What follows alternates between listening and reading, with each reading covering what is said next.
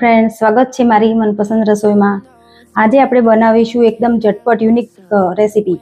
આજે આપણે પાપડ nachos with salsa sauce બનાવીશું। તો ચાલો આપણે બનાવીએ। તો આપણે પાપડ લઈશું અને એને આપણે ત્રિકોણમાં કાપી લઈશું। આપણે તેલ ગરમ કરવા મૂકી દીધું છે, ત્યાં સુધી આપણે પાપડ કાપી લઈશું।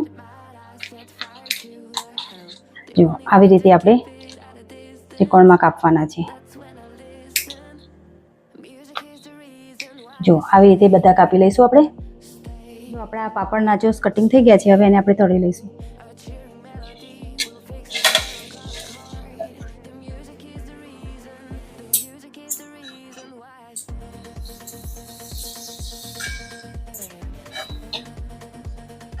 આવી રીતે આપણે બધા તળી લઈશું। આપણા આ નાચોસ તળાઈ ગયા છે, હવે આપણે સાલ્સા સોસ બનાવીશું। બનાવવા માટે આપણે ટામેટા, મરચાં, આદુનો ટુકડો, લીંબુ અને કોથમીર લઈ લઈશું। તો આપણે આને પહેલાં ચોપરમાં ચોપ કરી લઈશું।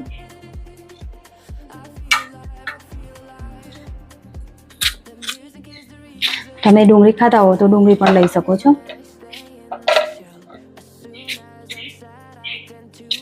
આ નાચોસ પાપડ ફટાફટ તૈયાર થઈ જાય છે અને ફટાફટ ઇઝી થઈ જાય છે, એટલે આપણને ખાવામાં પણ મજા આવે છે।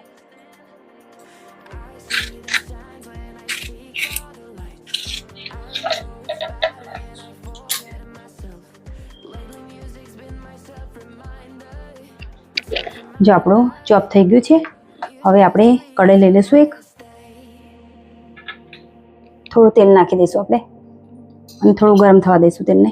ગરમ થઈ જાય એટલે જો તમે ડુંગળી ખાતા હો તો ડુંગળી નાખવાની અને પછી એને સાતરી લેવાનું। અહીંયા આપણે ડુંગળીનો ઉપયોગ નથી કરતા, એટલે સીધું આપણે આ જે ટામેટા અને મરચાંનું મિશ્રણ હતું એ નાખી દઈશું અને બરાબર મિક્સ કરી લઈશું।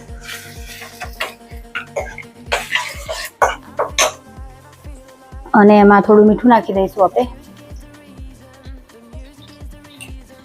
અને કોથમીર નાખી દઈશું અને બધું સરસ મિક્સ કરી લઈશું।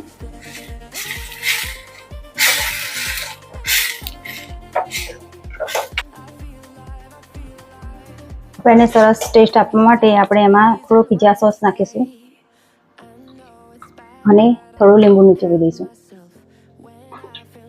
તો આપણો આ સાલ્સા સોસ બનીને તૈયાર થઈ ગયો છે, હવે એને આપણે સર્વ કરી લઈશું।